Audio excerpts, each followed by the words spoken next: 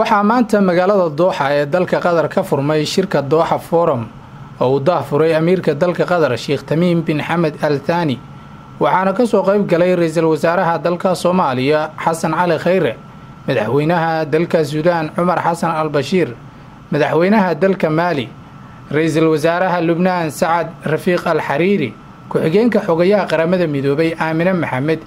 madax kale oo ka socotay caalamka iyo waliba hay'adaha caalamiga. ra'iisul wasaaraha xukuumadda Soomaaliya Mudane Xasan Cali Khayre oo khudbad ka jeediyay shirka Dooxa Forum ayaa diiradda ku saaray arrimaha horumarka, xasiloonida iyo waliba arrimaha qaxootiga, wuxuuna sheegay inay jecel yihiin inuu mahadceliyo dhammaan wadamada caalamka ee ay ku nool yihiin dadka Soomaaliyeed ee ay magangelyada siiyeen.